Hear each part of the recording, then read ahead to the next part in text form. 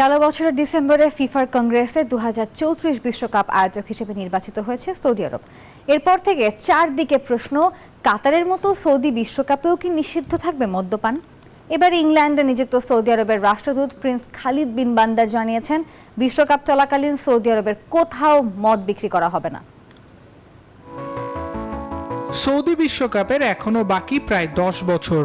মধ্যপ্রাচ্যের এই দেশটি বিশ্বকাপ আয়োজন করবে ফিফার এমন ঘোষণার পর থেকে আলোচনা যেন থামছেই না।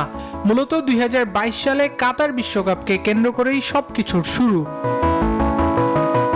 এর আগে মধ্যপ্রাচ্যের প্রথম দেশ হিসেবে সফলতার সাথে বিশ্বকাপ আয়োজন করে কাতার।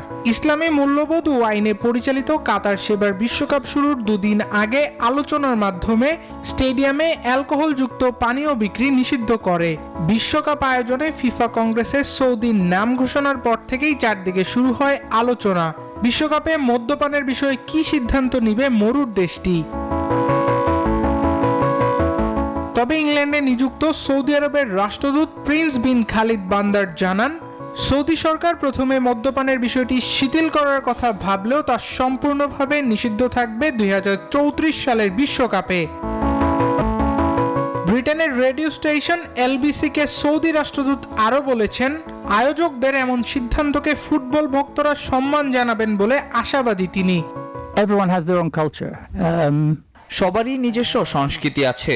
আমরা নিজেদের সাংস্কৃতিক গণ্ডির মধ্য থেকে সবাইকে সৌদি আরবে স্বাগত জানাতে চাই। তা নিয়ে আমাদের সর্বোচ্চ চেষ্টা থাকবে। Culture for someone else. এ সময় খালেদ বিনকে সমকামী দর্শকদের নিয়ে প্রশ্ন করা হলে তিনি জানান, সৌদি আরব বৈশ্বিক আসরে সবাইকে সাদরে গ্রহণ করে নিবে।